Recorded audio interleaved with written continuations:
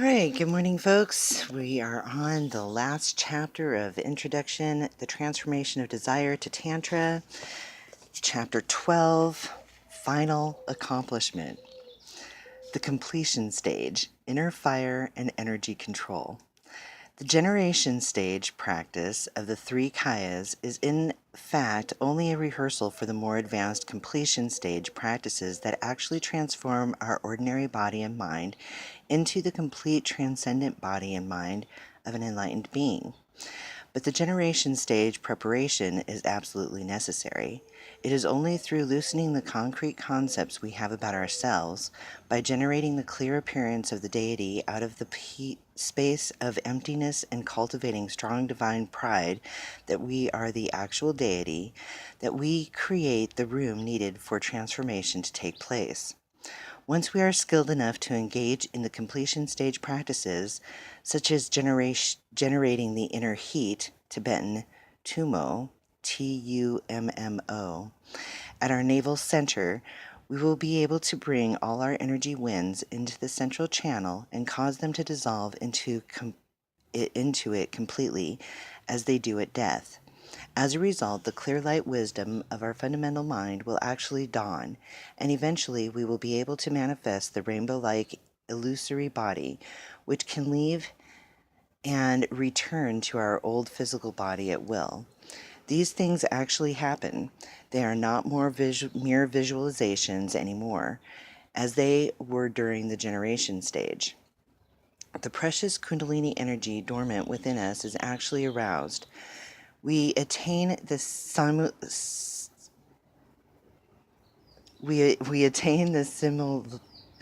oh my gosh, I can't speak.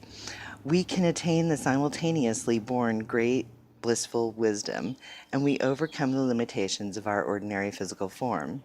When we gain control over our internal wind energy to such an extent that we can direct it into whichever channel we choose, we will also be able to control the external wind energy as well. Let me pause it while the plane goes by. There are many stories that illustrate the great influence highly accomplished tantric meditators have had over the external elements. For example, at one of the great prayer festivals organized by Lama Tsongkhapa in Lhasa, thousands of butter lamps were lit as offerings before the statue of Shakyamuni Buddha. At a certain point, the fire got out of control, and the people, in panic, ran to Lama Tsongkhapa, shouting, "Your offerings are going to burn down the temple." So he sat down, went into deep meditative absorption, and suddenly all the butter lamps stopped burning. People may call this a miracle, but in fact there is nothing mysterious or unexplainable about it. Someone with the great mastery over his or her internal energies that Tsongkhapa undoubtedly possessed can definitely manipulate external energy as well. I think that the inner fire meditation is perfectly suited to the Western mentality. Why? Because the Western mind is fascinated by material. People love to work with material, play with material, fix material, and transform material. And by manipulating material, they try to manipulate people's minds as well. Tummo meditation tries to do the same thing. By manipulating the energy within our physical form, it enables us to expand the range of our consciousness and experience advanced levels of blissful wisdom. It also seems to me that many Westerners are extremely impatient. They want instant results. They buy instant coffee, instant soup, instant breakfast, instant everything. And when it comes to the spiritual path, they want instant satisfaction, instant experiences. With the inner fire meditation, that is what we get. By following certain simple, practical steps, all of which are precisely and scientifically laid out, we get the results, a completely transformed state of conscious awareness. We do not have to adopt any unusual religious beliefs. We just follow the instructions and the experiences come automatically. By concentrating on the energies existing within our own body and mind, we bring about a profound change in the reality we experience.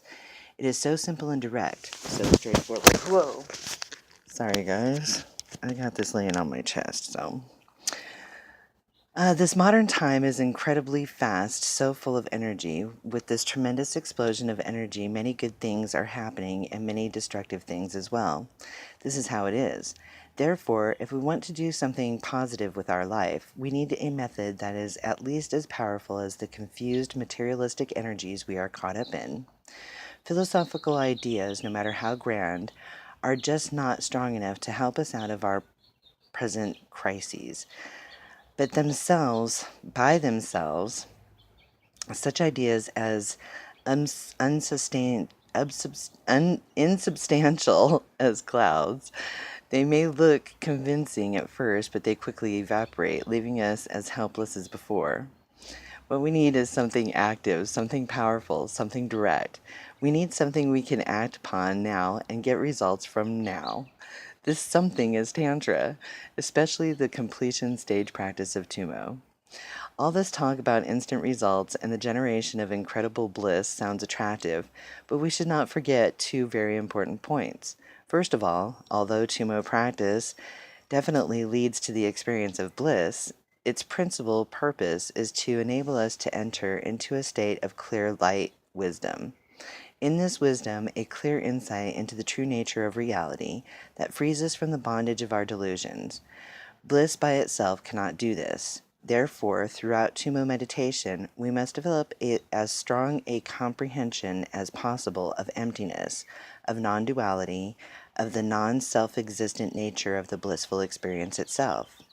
If we follow our old habits and relate to the blissful feelings as if they were concrete and self-existent, Tumo meditation's powerful production of desirous energy will lead to disastrous results.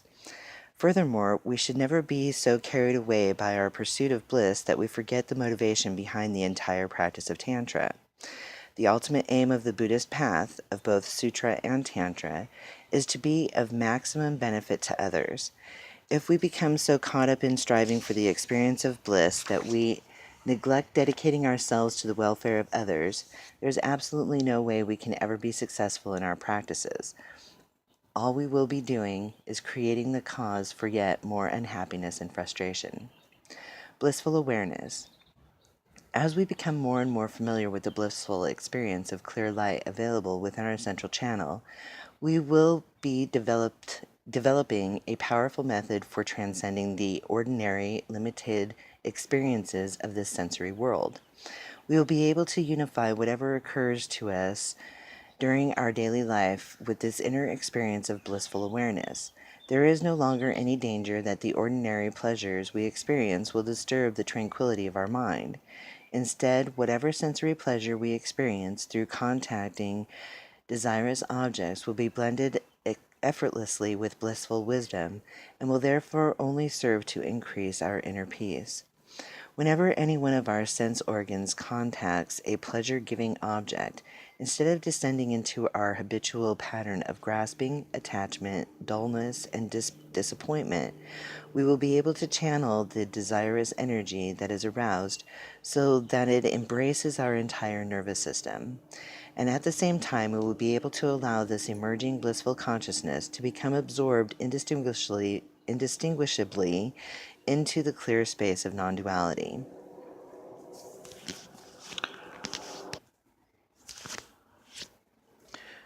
Okay, where was I? All the old problems associated with desire will have been solved.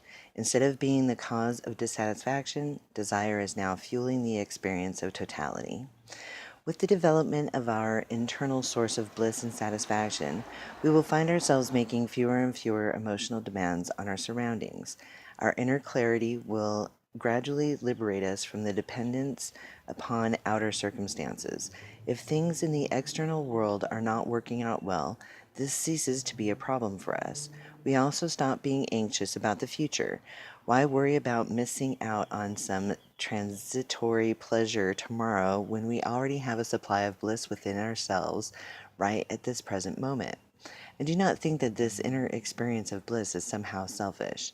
The more internally satisfied we are, the more we can give pleasure and satisfaction to others. Of course, training our mind to behave in such a liberated way requires a lot of practice. At the moment, it is not easy for us to cultivate and maintain this sense of inner satisfaction and balance. But by remembering those times in our life when we did experience some measure of calm satisfaction, we can develop confidence in our ability to experience such inner peace again. And especially when we have been introduced to the profound tantric techniques for generating unimaginable bliss and clarity of mind, we will have good reason for feeling inspired. The more we train ourselves in these techniques, the more we will realize that it is definitely possible to make our life truly worthwhile for both ourselves and others. Dakas and Dakinas. When the completion stage practices have been mastered and we have gained control over our subtle energy winds and so forth, there will come a time when the Dakas and Dakinas will come. What are Dakas and Dakinas? Simply speaking, they are males and females who possess advanced experiences of tantric transformation and control and are therefore able to increase the blissful wisdom of a highly qualified practitioner. There is a certain point in the mastery of the completion stage when physically embracing such a consort is necessary for bringing all the pervading energy winds into the central channel, a prerequisite for opening the heart center completely and experiencing the profoundness level of clear light. This subject of practice with a consort is open to great misinterpretation, especially by people who have made only superficial contact with Buddhist Tantra. Many Westerners, for instance, because they have seen Tibetan paintings and statues showing deities in embrace, have the mistaken notion that Tibetan Buddhism is mainly concerned with sexual contact between men and women. As we pointed out earlier, what this art is actually representing is the experience of total unity, of method and wisdom, bliss and emptiness, characteristic of the full enlightened state. But now with the mention of the completion stage practices, there is a further opportunity for confusion to arise. Therefore, it should be emphasized that until we have gained mastery over our subtle body and have embraced the blissful Kundalini energy dormant within, we are not at all qualified to embrace an external consort. There are vast differences between tantric embrace and ordinary sexual contact. How different these two are becomes clear when we remember that at the time of the completion stage, the practitioner has dissolved the energy winds into his or her central channel, thereby experiencing the same mental and physical absorptions occurring at the same time of death, or at the time of death. Unless these death-like experiences have been entered into with full consciousness and control, it is a farce to talk about tantric embrace. Moreover, while in ordinary sex, it is the man who enters the woman's body. In true tantric embrace, it is the woman's energy that penetrates the man. The fruit of tantric practice. We should realize that there are various degrees of success to be attained by following these tantric techniques of transformation. The highest accomplishment, of course, would be to achieve the 3 actual bodies of a Buddha, that is, complete enlightenment, before death in this very lifetime. This is definitely possible. There are many accomplished practitioners who have attained full awakening in just this way. Yet even if we cannot overcome the totality of our being now, it is still possible to do so at the actual time of death, or even in the intermediate states between lives. And even if our practices fail to lead us all the way to enlightenment, they can still free us from the fears of death and give us some measure of control over our rebirth. This itself would be a great accomplishment, for it would allow us to continue our spiritual journey uninterruptedly in the future. When you enter into a meditational practice, no matter how difficult it may appear at first, you should try to be brave and think, whether I am completely successful or not, at least I'll try to gain some experience. Do not feel, how can I meditate? I'm new to this and know nothing about meditation because I have created so much negativity in my life. I'm such a sinful person. How can someone like me ever hope to gain realizations? This way of thinking is completely mistaken, for First of all, we never know what our level of attainment can be until we try. Because you are obscured at the moment, you do not know what your true potential is. If you try your best, okay, it's still going. If you try your best, you may surprise yourself. Secondly, it is foolish to worry that you are too sinful to be able to meditate successfully.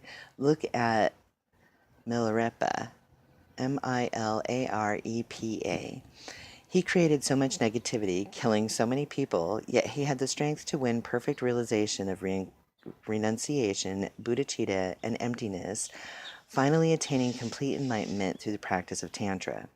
Although, as he himself admitted, he was once a great criminal, through the guidance of his guru, Marpa, and his own determination, he was able to channel his energy and become a great and most successful meditator.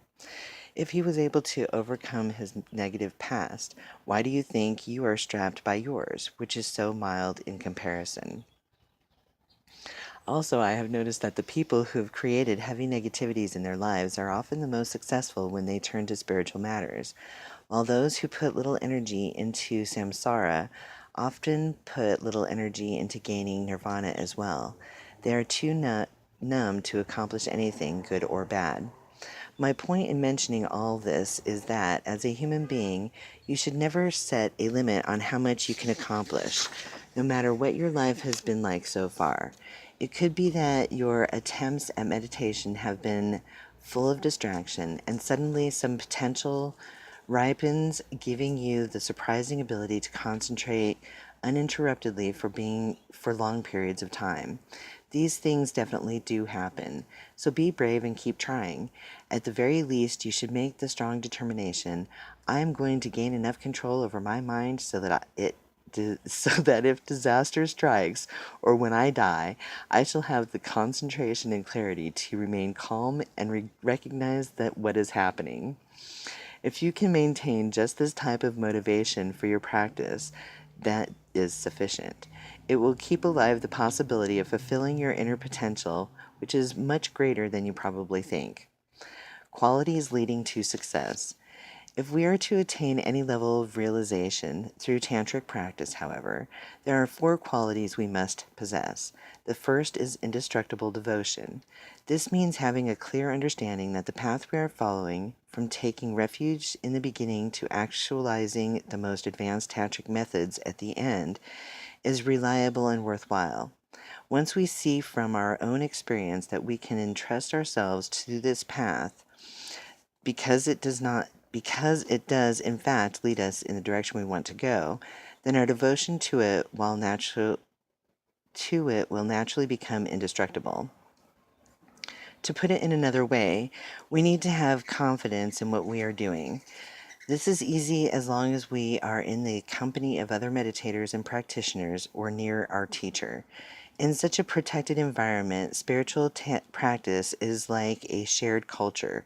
It is something we can have faith in and follow without feeling strange or out of place. But when we leave this artificially isolated situation and return to the real world, we can quickly lose confidence in our practice. We feel the pressure of people's expectations and values. What is the point of meditating? Why sit around and contemplate your navel when there are so many other exciting things to do with your life, and can easily fall under their influence? Soon we find ourselves submerged once again in the habitual garbage of everyday life, with no means for changing it into anything worthwhile. But if our confidence is unshakable, then our devotion to our practices will also be unshakable. And instead of being swept away by internal circumstances, we will be able to transform them into the path. The second quality we need is to be free from doubt, the indecisiveness that results from having an unclear mind. When we develop the clear wisdom that understands the various elements of the practice, their order, their purpose, and so forth, all the crippling doubts preventing us from following the path with firm determination will vanish automatically. It is important for us to be able to be as aware as possible of the firm structure holding our practices together. There are many people who have listened to a great deal of Dharma teachings for many years, and sometimes I hear them complain. I am so confused, I don't know where to begin. I have received teachings from so many lamas that I no longer know who my main teacher is. I don't even know which meditation to do first. If we have studied many different subjects, have received many different initiations, have been introduced to many different meditations, and still do not know how to practice, this shows that we have lost sight of the structure underlying the practice. One of the beautiful things about the Tibetan Buddhist tradition, please excuse my chauvinism, is that there exists within it a clean, clear structure from the beginning to the end. There is a checklist, as it were, of attainments, realizations, and so forth. From my point of view, this is to be appreciated very much. Therefore, if you feel lost, check for yourself, with the aid of an experienced guide, what this structure is, and then follow it in a steadily progressive way. Thirdly, it is important to develop one-pointed concentration. It will be impossible to penetrate the depths of the practice and taste its essence if our concentration lacks stability and focus. For example, if we want to gain control over the different energies within our subtle nervous system, we cannot be content with a vague, imprecise idea about where these energies are and how they are functioning. Instead, we have to have as accurate an understanding as we can, and this is only possible if we have a concentrated mind. In this respect, Tantra is no different from any other discipline. The people who are successful in what they do, whether it is in academic sports, or excuse me, whether it is in academic studies, sports, or whatever, all have one thing in common: well-developed concentration. Without it, one cannot get very far. Consider the following example. It has been said many times that through the practice of Tantra, all activity motivated by desire, even drinking a milkshake, can be transformed into the experience of great blissful wisdom. If our concentration is strong and we have trained ourselves well, we can follow exactly what is happening as we taste and swallow the milkshake. All the energy that is aroused can be channeled so that it increases the inner fire at the navel. This heat sends much blissful energy into the nervous system, and the entire experience becomes flavored by the spacious wisdom of non-duality. For the person who knows what he or she is doing, simply drinking a milkshake becomes a powerful method for touching the reality of blissful wisdom. It is not a matter of wishing or pretending; this actually happens. But normally we are out of touch with our inner reality. When we drink something, for instance, we have no direct awareness of what is happening in our tongue, stomach, nervous system, or body and mind in general. Unlike the yogi or yogini who knows exactly what is happening and can manipulate the energy that this way and that if necessary, we remain dull and unaware. Then instead of blissful wisdom, perhaps all we experience is diarrhea. Lastly, if we wish to attain the highest realization, we should keep our practices hidden. This may sound peculiar, but it is actually a very important point. In fact, the correct term for the practice of Tantra is secret mantra. Here, mantra means protection of the mind, and secret is a reminder that those powerful methods should be kept to ourselves like a precious treasure. These days, the practice of Tantra has become quite degenerate. Some people follow a particular practice, openly boast, "I am a tantric, a tantrika? Listen to what I can do."